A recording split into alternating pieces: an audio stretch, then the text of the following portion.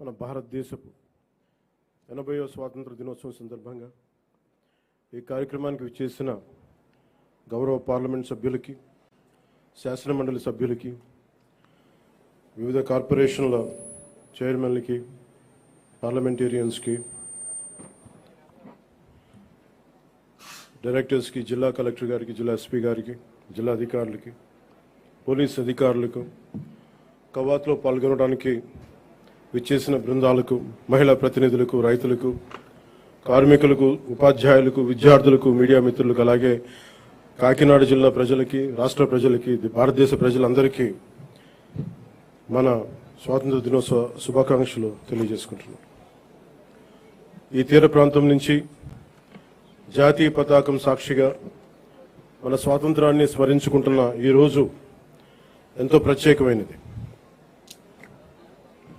80 సంవత్సరాల అంటే దాదాపు 8 దశాబ్దాల భారత ప్రయాణం. ఒక తరం స్వాతంత్రం కోసం పోరాడింది, ఒక తరం ఆ స్వాతంత్రాన్ని కాపాడింది, మరో తరం దేశ నిర్మాణానికి పునాదులు వేసింది. ఇప్పుడు భారతదేశం మరింత బలమైన, సమర్థవంతమైన, స్వయం సమృద్ధి కలిగిన దేశంగా ప్రపంచానికి నాయకత్వం వహించే దిశగా అడుగులు వేస్తున్న తరుణంలో ఆ మహత్తర ప్రయాణాన్ని మరింత వేగంగా, మరింత గొప్పగా ముందుకు తీసుకెళ్లే బాధ్యత అన్ని తరాల మీద ఉంది, ప్రత్యేకించి కొత్త తరం మీద ఉంది.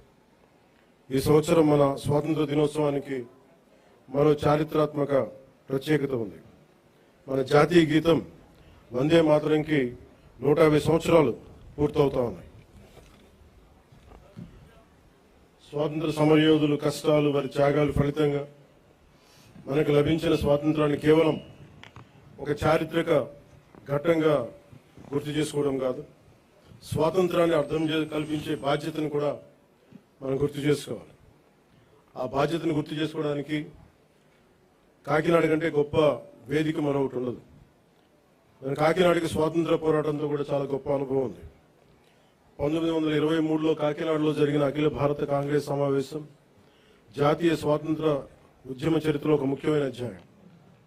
జాతీయ చైతన్యానికి కాకినాడ ఒక వేదికగా నిలిచిందనడానికి ఒక గొప్ప ఉదాహరణ.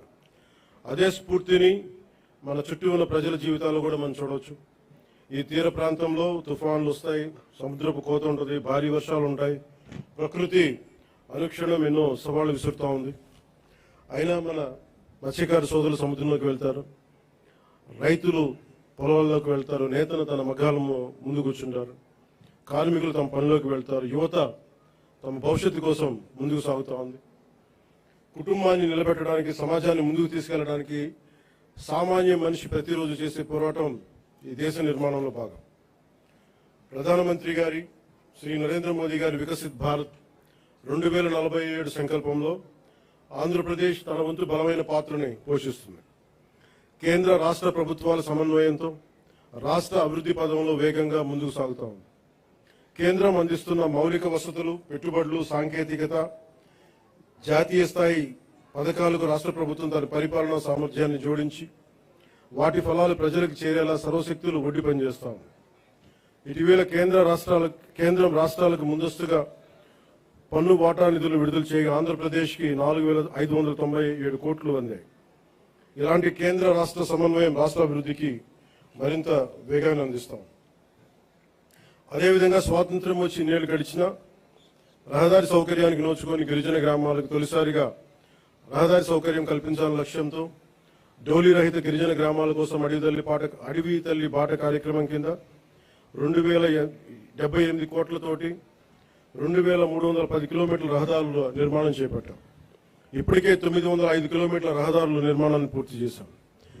జల జీవన్ మిషన్, అమృత్, అమర్జీవి జలధార కింద గతంలో అసంపూర్తిగా ఉన్న పులివెందుల, డోన్, ఉద్దానం తాగునీటి ప్రాజెక్టులని దాదాపు పూర్తి చేశాం. అలాగే 8,000 కోట్లతో 1,30,00,000 మందికి తాగునీరు అందించాల లక్ష్యంతో చిత్తూరు, ప్రకాశం, పల్నాడు, ఉమ్మడి ఉభయ గోదావరి జిల్లాలో మెగా వాటర్ గ్రిడ్ వర్క్స్ ని వేగవంతం చేశాం. మరో 9,355 కోట్లతో 10 కొత్త ప్రాజెక్టుల ద్వారా దాదాపు 6,500 గ్రామాలకి తాగునీరు అందించే మెగా మల్టీ విలేజ్ స్కీమ్స్ ని ప్రక్రియను ప్రారంభించాం. అటవీ పర్యావరణ పరిరక్షణకు శాస్త్రీయ విధానం, సాంకేతికత, ప్రజల భాగస్వామ్యంతో ముందుకు సాగుతా ఉన్నాం. రాష్ట్రంలో పచ్చదనాన్ని 50% పెంచే లక్ష్యంతో ఈ సంవత్సరం 10 కోట్ల దేశవాళీ మొక్కలను పెంచే ప్రణాళికతో పాటు 74 నగర వనాలని అభివృద్ధి చేశాం. అలాగే దాదాపు 3 కోట్ల సీడ్ బాల్స్ ని తయారు చేసి వాటి విస్తరణ కార్యక్రమాన్ని ప్రారంభించాం. వేల హెక్టార్లలో మడ అడవులను సంరక్షించడం ద్వారా దేశంలో 2వ స్థానాన్ని సాధించాం. గ్రేట్ గ్రీన్ వాల్ ద్వారా తీర ప్రాంతాల రక్షణ కూడా చర్యలు చేపట్టాం. మానవ వన్యప్రాణి సంఘర్షణ తగ్గించేందుకు హనుమాన్ అనే కార్యక్రమాన్ని తీసుకొచ్చి 100కి పైగా వాహనాలతో అత్యవసర స్పందన వ్యవస్థను ఏర్పాటు చేశాం. కుంకి ఏనుగుల ద్వారా 15కు పైగా ఆపరేషన్లు విజయవంతంగా నిర్వహించాం.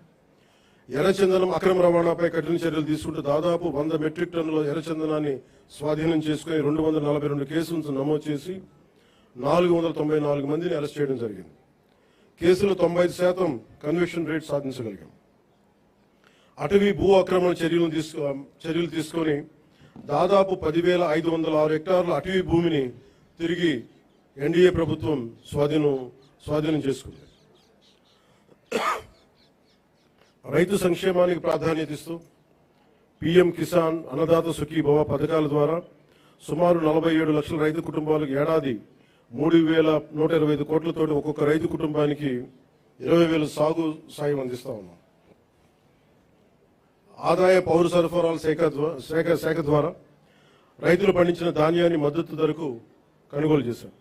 గత ఖరీఫ్ సీజన్లో 1.82 కోటి 82 లక్షల మంది రైతుల నుంచి 48.70 లక్షల మెట్రిక్ టన్నుల ధాన్యాన్ని కొనుగోలు చేశాం. కొనుగోలు చేసిన ధాన్యానికి సంబంధించిన 11,556 కోట్లని 48 గంటల్లోనే రైతుల ఖాతాల్లో జమ చేయిస్తాం. రబీ సీజన్లో మరో 6,037 కోట్ల విలువైన ధాన్యాన్ని సేకరించాం.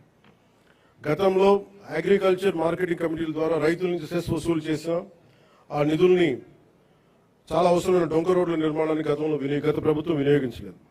కానీ కూటమి ప్రభుత్వం వీబీ జీరాంజీ పథకం ద్వారా 10,000 కిలోమీటర్ల డొంక రోడ్ల నిర్మాణానికి శ్రీకారం చుట్టబోతా ఉంది. అలాగే నేతన్న భరోసా ద్వారా చేనేత కార్మికులకు, మత్స్యకార సేవల పథకం ద్వారా మన పథకాల ద్వారా మత్స్యకారులకు అండగా నిలుస్తున్నాం. సంక్షేమం ద్వారా ప్రజలకు ఈరోజు భరోసా కల్పిస్తున్నాం. అభివృద్ధి ద్వారా రేపటి అవకాశాలు నిర్మిస్తా ఉన్నాం. గౌరవ ముఖ్యమంత్రి శ్రీ నారా చంద్రబాబు నాయుడు గారి నాయకత్వంలో రాష్ట్ర రాజధాని అమరావతిని అభివృద్ధి చేస్తున్నాం. రాష్ట్రం పెట్టుబడులు ముందుకు వస్తూ ఉన్నాయి. రాష్ట్ర జీవనాడైన పోలవరం కొత్త ప్రాజెక్టుని శరవేగంగా పూర్తి చేసుకుంటా ఉన్నాం. అలాగే ప్రత్యేకించి పిఠాపురం నియోజకవర్గం ప్రజల కోసం దాదాపు 1000 కోట్లతో ఎన్నడూ లేని విధంగా అభివృద్ధి పనులు చేపట్టాం. ఇందులో Uppada sea protection wall, roads, drains, తాగునీటి వస్తువులు, రైల్వే ఓవర్ బ్రిడ్జ్, రైల్వే స్టేషన్ల ఆధునీకరణ, 100 పడకల ఆసుపత్రి, దేవాలయాల అభివృద్ధి, నగరవనం, చెరువుల పునరుద్ధరణ వంటి కీలక పనులు ఉన్నాయి. పల్లె పండుగ, వీబీ జీరాంజీ వంటి కార్యక్రమాలతో పిఠాపురం అభివృద్ధికి మరింత వేగంగా తీసుకొచ్చాం. నేటి యువతతోటి మాట్లాడటం అంటే రేపటి భారతదేశంతో మాట్లాడటం. అందుకు మీతోటి కొన్ని మాటలు పంచుకోవాలనుకుంటాం. మీరు కేవలం భారతదేశ భవిష్యత్తు కాదు, భారతదేశపు ప్రస్తుత బలం కూడా. ఈ రోజున సమాచారం మనకి క్షణాల్లో చేరుతా ఉంది. But speed is not truth. ఏదైనా నమ్మే ముందు ఆలోచించండి, అనుసరించే ముందు ప్రశ్నించండి, నిర్ణయం తీసుకునే ముందు పరిశీలించండి. మన రాజ్యాంగ ప్రాథమిక విధుల్లో article 51 clause A sub clause H కూడా ప్రతి పౌరుడు శాస్త్రీయ మానవతా పరిశీలన సంస్కరణ దృక్పథాలను, scientific temper, humanism, enquiry and reforms పెంపొందించుకోవాలని చాటి చెప్తా ఉంటుంది. మనందరికీ మన అభిప్రాయాన్ని స్వేచ్ఛగా వ్యక్తం చేసే హక్కు ఉంది. అది మన ప్రజాస్వామ్యానికి చాలా గొప్ప బలం. కానీ ఆ స్వేచ్ఛని ఇతరులను దూషించడానికి, తప్పుడు సమాచారం వ్యాప్తి చేయడానికి ఉపయోగించకూడదు. Before sharing, verify data. Before criticising, know the facts. Before abusing, remember your responsibility. బలమైన ప్రజాస్వామ్యానికి మనకు కావాల్సింది బ్లైండ్ ఫాలోవర్స్ కాదు, ఇన్ఫార్మ్డ్ సిటిజన్స్ చాలా అవసరం. మీ చేతుల్లో మొబైల్ ఉంది, టెక్నాలజీ ఉంది, ఇన్ఫర్మేషన్ ఉంది, ఓటు ఉంది, టాలెంట్ ఉంది. కానీ అన్నిటికంటే ముఖ్యంగా మీ చేతిలో మీ భవిష్యత్తు ఉంది, దేశ భవిష్యత్తు ఉంది. ప్రతి తరం తన కాలానికి ఒక బాధ్యతని మోస్తుంది. స్వాతంత్ర ఉద్యమంలో ఒక భగత్ సింగ్, చంద్రశేఖర్ ఆజాద్, నేతాజీ వంటి యువకుల స్ఫూర్తితోటి ఆ రోజున దేశం కోసం త్యాగాలు చేశారు. స్వాతంత్రం వచ్చిన తర్వాత తరాలు దేశ నిర్మాణానికి పునాదులు వేశాయి. ఇప్పుడు ఆ జాతీయ నిర్మాణపు జ్యోతిని ముందుకు తీసుకువెళ్లాల్సిన అవసరం మన యువతది. మీరు ఈ దేశపు యువతది. మీ ఆలోచన స్వేచ్ఛగా ఉండాలి, అన్యాయంపై అసహనం ఉండాలి, మార్పు తీసుకురావాలని తపన ఉండాలి. ప్రభుత్వాన్ని ప్రశ్నించండి, విధానాలను విమర్శించండి, నిరసన తెలియజేయండి. కానీ మీ కోపాన్ని విధ్వంసంగా కాకుండా నిర్మాణాత్మక శక్తిగా మార్చండి. పోరాడే సమస్యలు నిజమైనవే కావచ్చు, కానీ వాటిని ఎవరు ఏ దిశలోకి తీసుకువెళ్తున్నారనేది ఆలోచించాలి. వ్యవస్థలో తప్పుంటే వ్యవస్థని ధ్వంసం చేయడం కాదు, వ్యవస్థని సరిచేయడం అంటే మనకు లక్ష్యం కావాలి. నేను కూడా ప్రజా సమస్యల కోసం అనేక ఉద్యమాలు చేశాను, కానీ ఎక్కడా కూడా ప్రజల ఆస్తుల్ని ధ్వంసం చేయడం కానీ, హింసకి దారి తీయడం కానీ, సమాజాన్ని విభజించడం ఎప్పుడు మార్పుకి మార్గం కాదనే ఆలోచన ఎప్పుడు దృష్టిలో పెట్టుకొని ఉద్యమాలు చేశాం. భారతదేశానికి ప్రతిభ కొరవలేదు, అవకాశాలు కావాలి. అవకాశాలను సృష్టించే సమయం ఇది.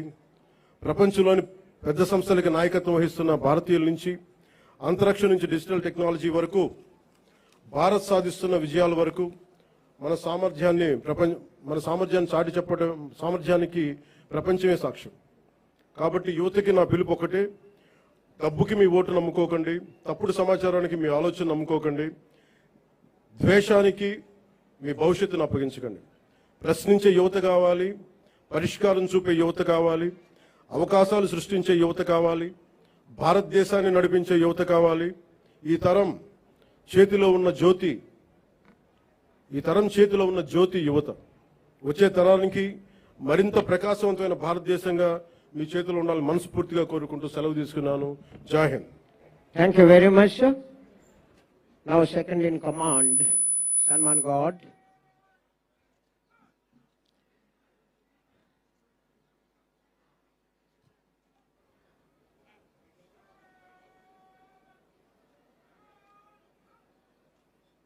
RSIV Appalaraju.